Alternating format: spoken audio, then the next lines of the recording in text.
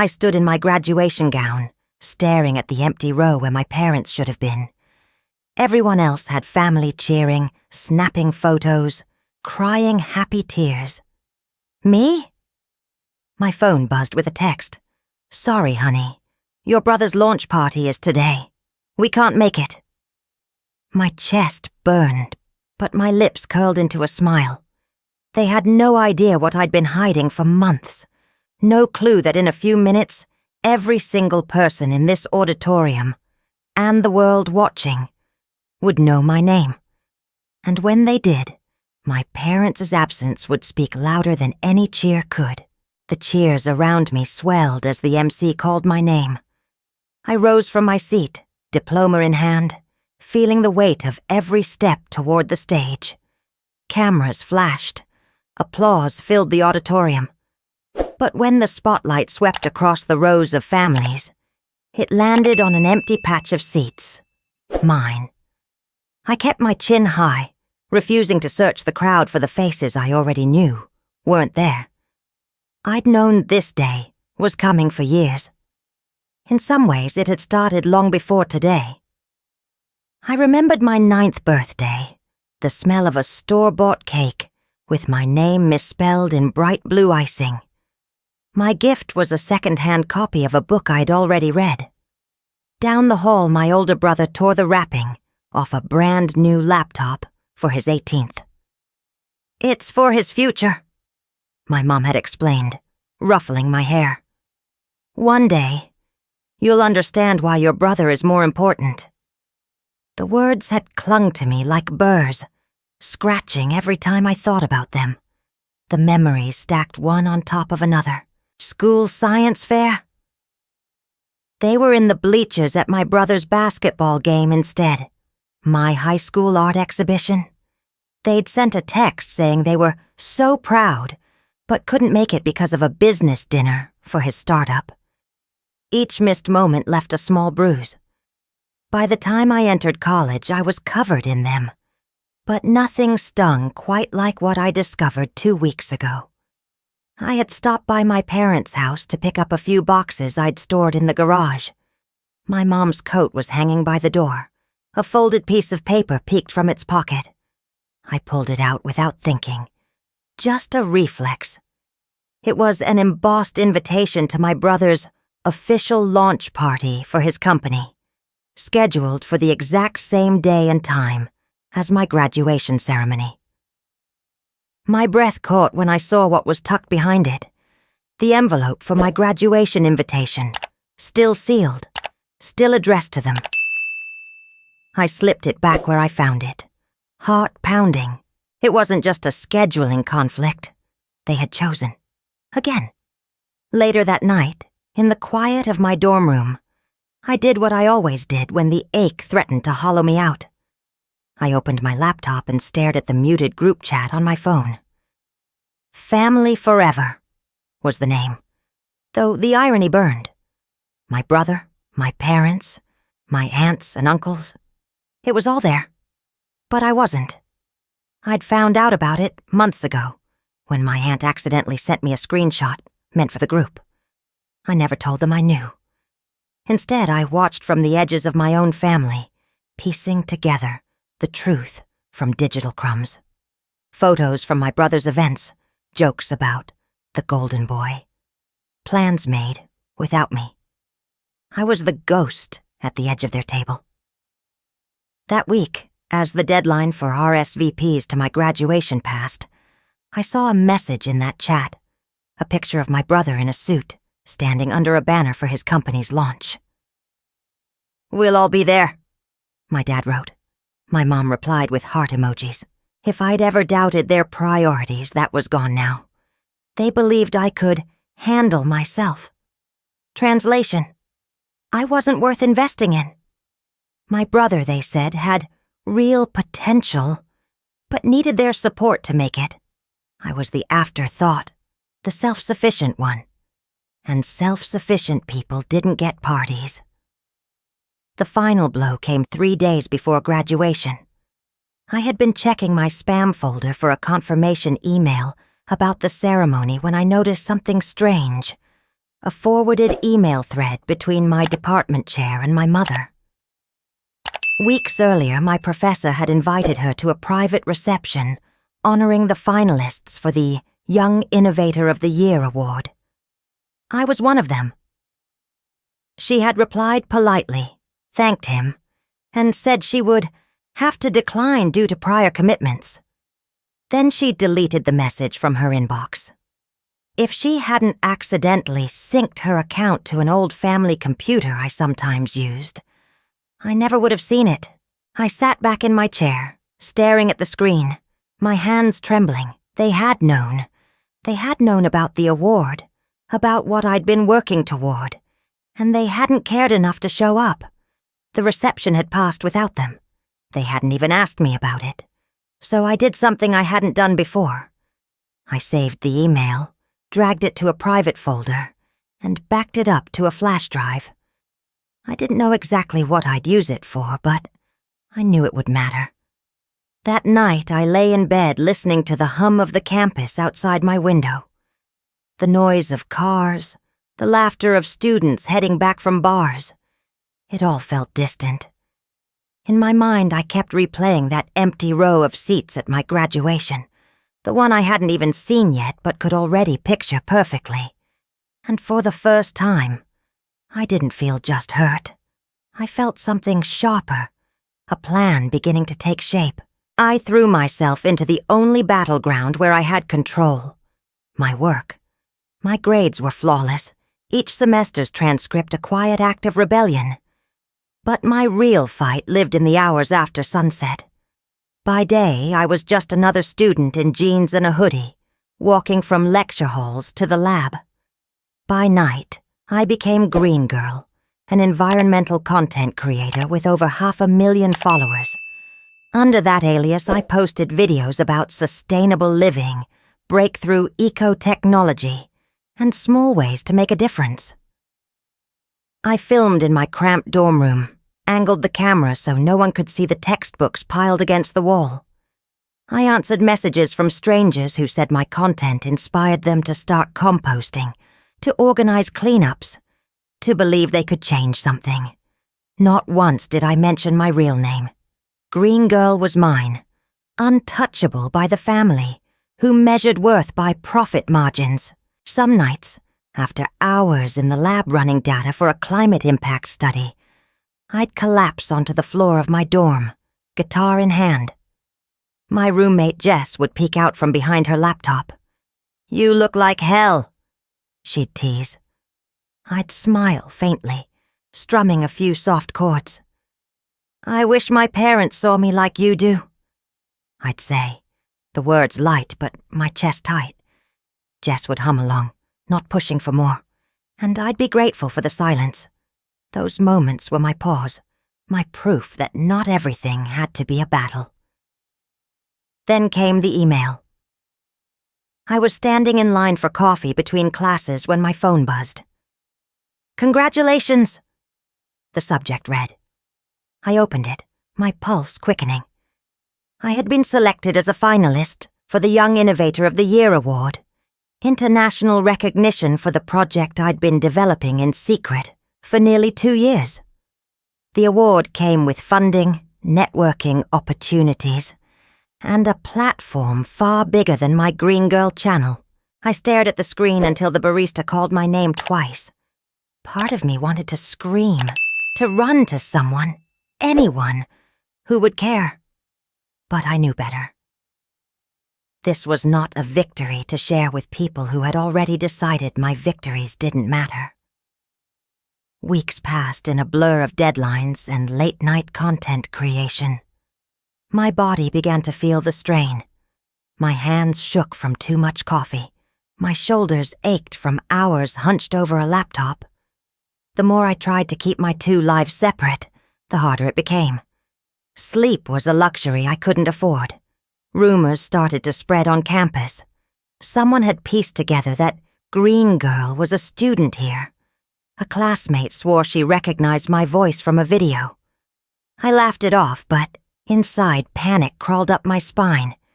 Eventually, it reached my parents. I knew because my brother texted me one night. Mom says you're doing some eco-blogging thing? LOL.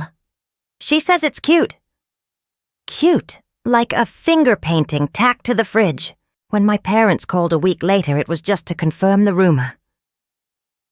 We heard you're doing some online thing, my father said, his voice heavy with amusement. That's fun. Just don't let it distract you from real work. I bit my tongue so hard I tasted blood. Then came the conversation with Dr. Sanders, my mentor. He leaned against the lab bench, eyes warm behind his glasses. Emma, I've been thinking, he said. What if we announce your award at graduation? It would be a perfect way to surprise your family. For a moment, I imagined it. My parents' faces as my name echoed through the auditorium, the applause rising like a wave, the vindication. But then I saw something else.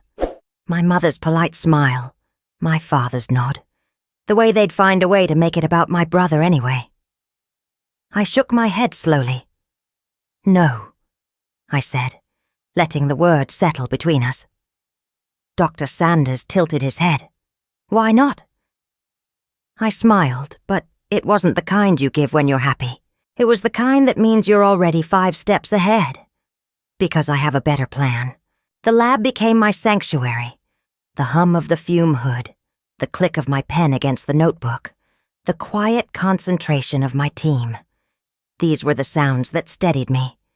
Here I wasn't the overlooked daughter, or the sister in the shadow.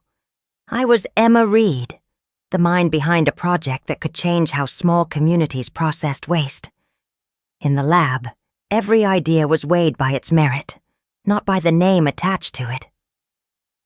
I began to map out the reveal in my head. Not just an announcement, but a moment people would replay, share, and remember. The graduation ceremony would be the perfect stage, but it couldn't feel like a stunt. It had to feel inevitable, like the truth had finally broken through years of silence. One Saturday, Jess convinced me to escape the campus. We drove an hour into the hills, the air growing cleaner with each mile. We hiked until the city was nothing but a faint line on the horizon, and then we sat on a patch of grass, sandwiches in hand. She watched me for a moment before speaking. You've been different lately, focused, but there's something else. I chewed slowly, choosing my words. I'm not doing this to hurt them, I said finally. I'm doing this to heal me. Her smile was small but real. Good. Because if it's just about revenge, it'll eat you alive. That night, back in my dorm, I opened a blank document and began writing a speech. Not the kind they give valedictorians. This would be my voice, my story, stripped of apology. I pictured the audience, the weight of the silence before the first clap, the ripple of realization as people connected the dots. A week later, an email from the graduation committee popped up. Attached was my VIP pass for the ceremony. My eyes caught on the bold text beneath my name. Special announcement. I turned the badge over in my hands, imagining the camera zooming in on it before the big moment. It wasn't just a pass. It was a promise. In the meantime, I'd been working on something bigger than the award. The idea had been sitting in my mind for months. A scholarship fund for young women who had been told, in one way or another, that they didn't matter. I called it Daughters Matter.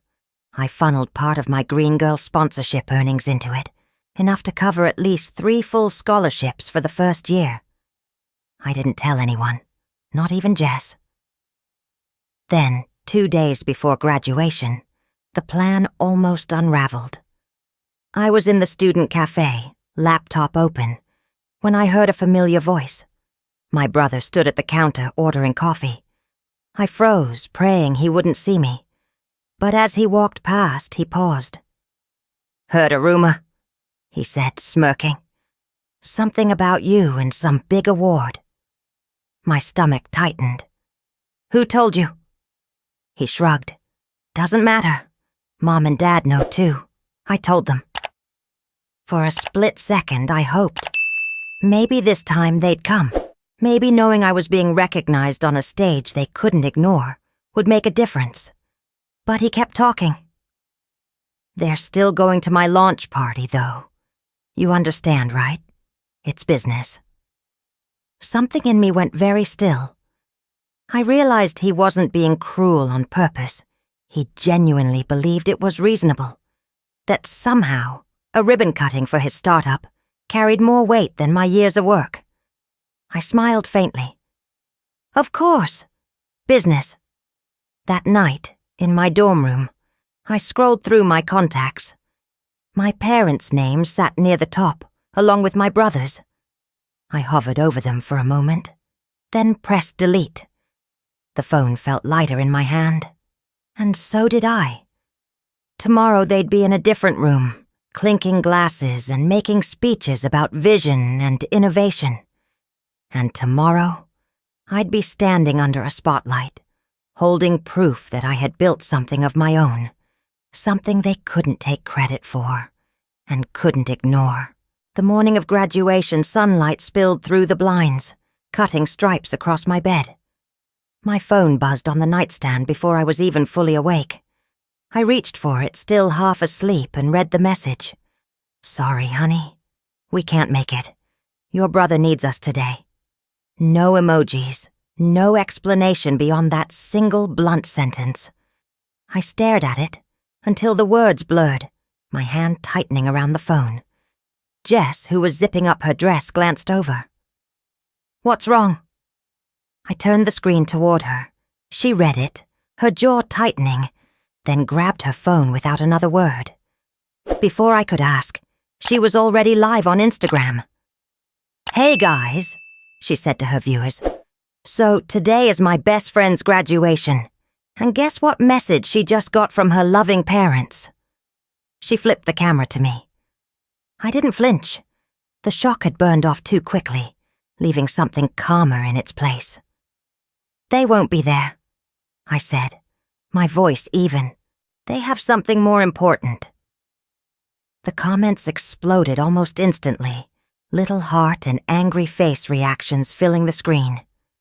Jess ended the stream with a promise. Stay tuned. You're going to want to see what happens next. When she put her phone down, I stood by the mirror, adjusting my cap.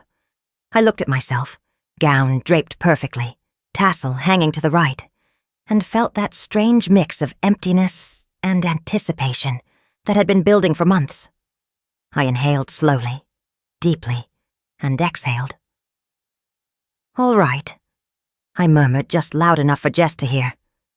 Let's give them a show. Later, as we stood in the line of graduates, photographers wove between us, snapping pictures.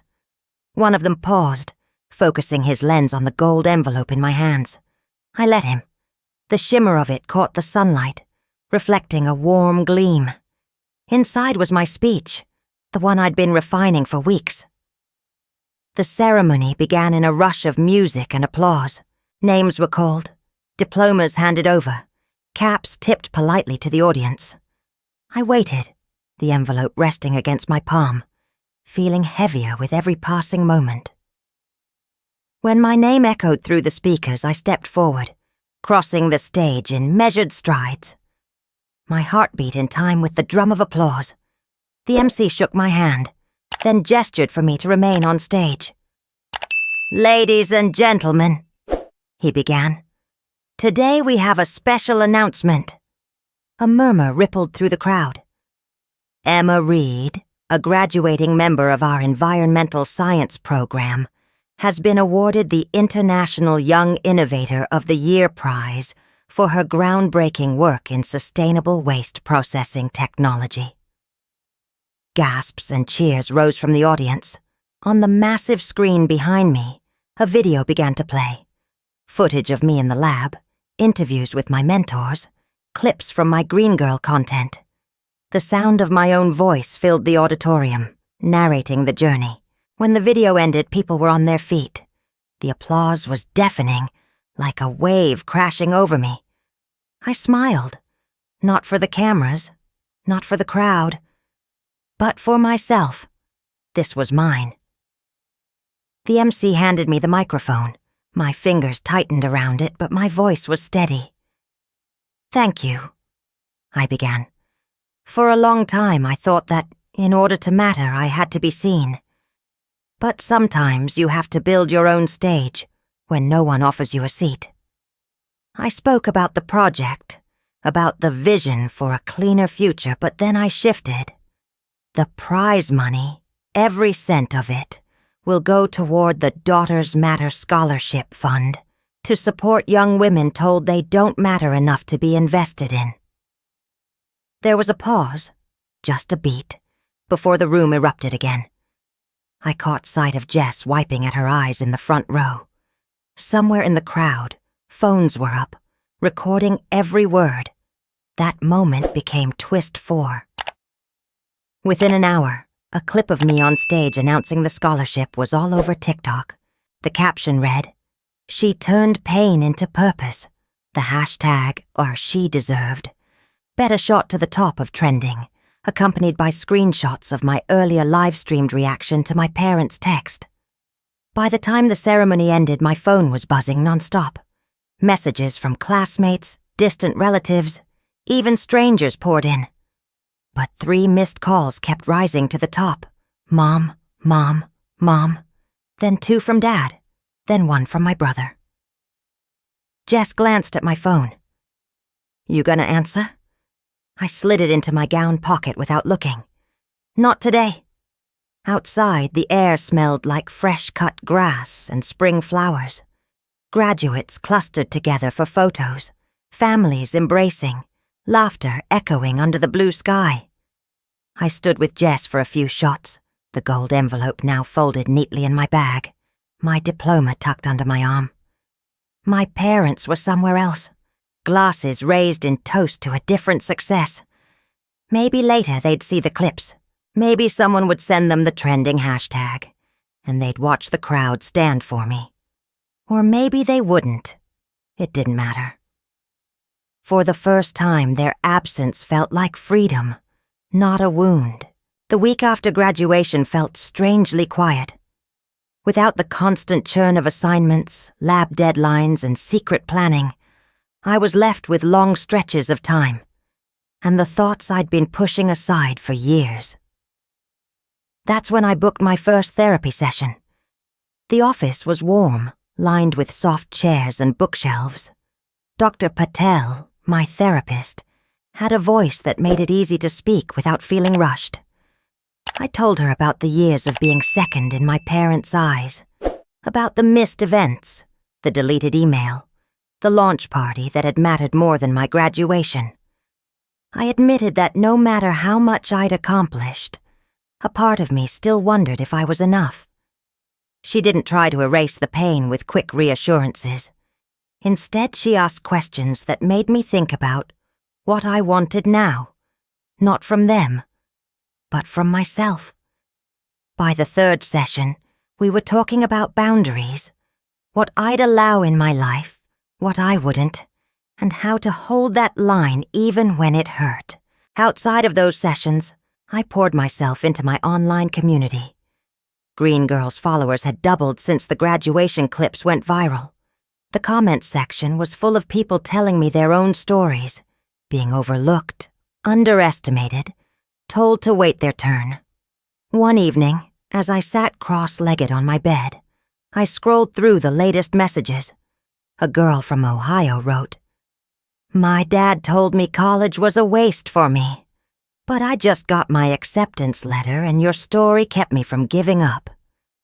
I typed my reply slowly. I'm not angry anymore. I'm free.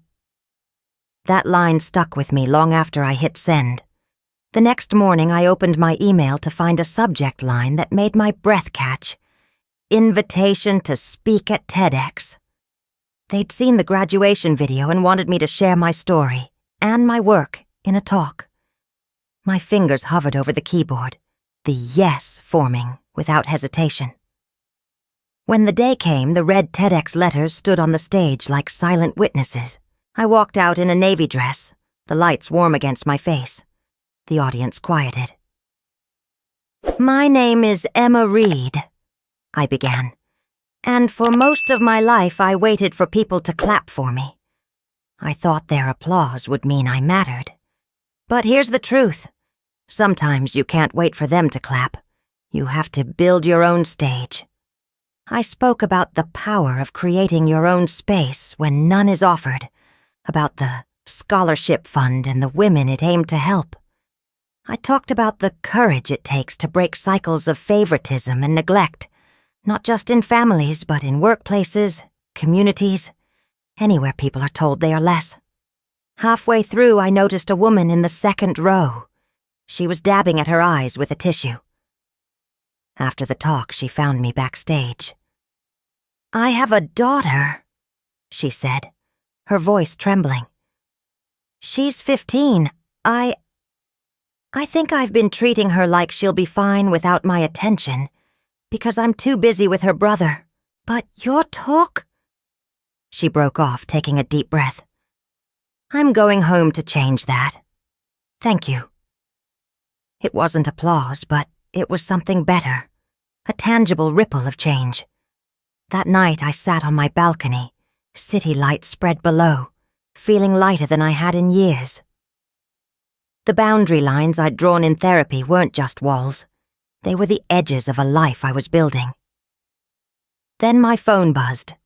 A text from an unknown number. "Emma, it's urgent. Call me.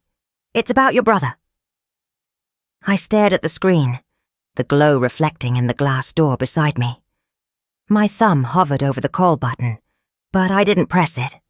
Not yet. It was a grey afternoon when the knock came. I opened the door to find my brother standing there, his suit rumpled, his hair a mess. Behind him, my parents lingered, their usual confidence replaced by something fragile. "Can we come in?" my brother asked, his voice quieter than I'd ever heard it. I stepped aside. We sat in the living room, the air heavy with the unspoken. My mother glanced around as if searching for the right words in the corners of the room. My father's hands were clasped so tightly, his knuckles whitened. "My company," my brother began, then stopped, swallowing hard. "It's gone. Investors pulled out. We're in trouble." My parents exchanged a look. Then my mother leaned forward. "We didn't come just for that," she said. "We came to say we're sorry, Emma, for missing your graduation, for everything." The apology landed softly, without the grand gestures or dramatic tears I might have imagined years ago. There was no rewinding the years, no erasing the gaps where they should have been. But there was sincerity in their eyes, and that was something. I stood and walked to the kitchen, filling the kettle. When it whistled, I poured the hot water into 4 cups, set them on the coffee table, and sat down again. I didn't say I forgave them. I didn't say I didn't. I simply passed them their tea. The distance between us was smaller than before, but it was still there. And for now, that felt right. We sipped in silence, the steam curling between us. After a while, I reached into the drawer beside the couch and pulled out a cream-colored envelope. I slid it across the table toward my mother. "You're invited," I said. She turned it over, reading the embossed letters. "Daughters Matter Scholarship Fund, Inaugural Gala." Her eyes flicked up to mine. I didn't explain, and she didn't ask. Months later, I boarded a plane bound for Europe. The scholarship fund had launched its first cycle, applications pouring in from young women across the country. My acceptance letter to a master's program in environmental innovation was tucked in my bag, alongside the final proof of my first book. The book, part memoir and part manifesto, climbed the bestseller list within weeks of its release. Readers called it raw, honest, necessary. I called it closure. When the night of the gala arrived, the hall was strung with lights, the stage set with a podium, and a backdrop of green and gold. The room was filled with donors, activists, and students, the future I wanted to invest in. My parents were there, seated near the front. My brother sat beside them, quieter than I'd ever seen him. When it was my turn to speak, I stepped up to the microphone. The applause swelled, then softened. This fund exists because too many girls grow up thinking they have to earn their worth in someone else's eyes. I began, because too many are told their dreams are secondary, that their brothers, their fathers, their husbands will carry the torch while they stand in the shadows. I paused, scanning the room. Tonight we put a light in their hands instead. Then I took a breath and smiled. And it's only right that this light carries the name of the first person who believed in me. Someone who told me, when I was 10 years old, that I could be anything, even when no one else thought so. The projector behind me lit up with a photograph. A woman in a floral dress, smiling with her arms around a younger me. This fund will forever bear the name of Margaret Louise Carter, my grandmother. There was a murmur in the crowd, followed by warm applause that built into a standing ovation. My mother's hands were pressed to her mouth, eyes shining. My father clapped, slower than the rest, but he clapped. I let the moment breathe, the applause washing over me without drowning me.